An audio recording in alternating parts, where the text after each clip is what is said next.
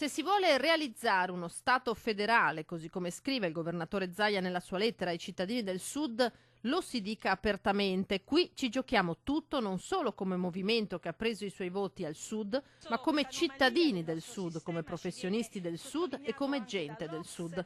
È di nuovo la senatrice del Movimento 5 Stelle, Paola Núñez, a intervenire sul tema dell'autonomia, sostenendo che per attuare questa forma di federalismo non basta la Costituzione così come è stata modificata nel 2001. Bisogna mettere mano a una riforma costituzionale più consistente e strutturale di cui tutti dobbiamo prendere atto e coscienza, coinvolgendo anche le realtà del meridione o in alternativa dando maggiori poteri al Parlamento per modificare il testo dell'accordo con le 3 regioni che attendono la cosiddetta autonomia differenziata. Pronta alla replica del presidente del Veneto Luca Zaia in questo botta e risposta che va avanti da settimane con la parlamentare pentastellata. La senatrice Núñez continua a sostenere che l'autonomia sia sbagliata, addirittura dice che la Costituzione sì, è vero che dà questa possibilità, ma questa possibilità porterebbe al disagio se non alla distruzione del Sud. Non è così, le regioni sono formalmente tutte uguali sulla carta, ma di fatto hanno delle differenze. La realtà non è quella che Núñez ipotizza, rincara Zaia. La senatrice dei 5 Stelle afferma trascura di mettere a confronto il livello delle tutele di cui usufruiscono i cittadini di talune regioni, ad esempio del Veneto,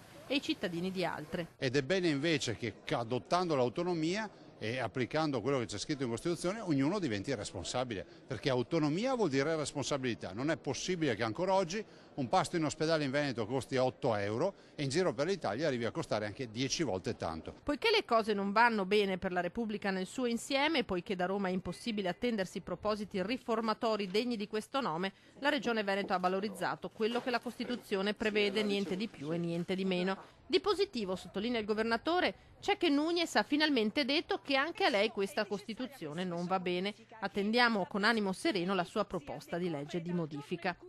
L'autonomia agita però anche altre acque. La senatrice di Forza Italia Sandra Lonardo vede in pericolo l'unità del Paese, mentre i sindacati confederali temono le conseguenze legate al conferimento di maggiori poteri alle regioni in materia di istruzione, chiedendo al governo di bloccare l'iter e chiedendo sul tema un ampio confronto parlamentare. Ma il percorso sta per giungere alla fine. Siamo alle ore cruciali, conclude Zaia. I nostri tecnici stanno scrivendo insieme al Ministero la bozza definitiva da sottoporre al Consiglio dei Ministri.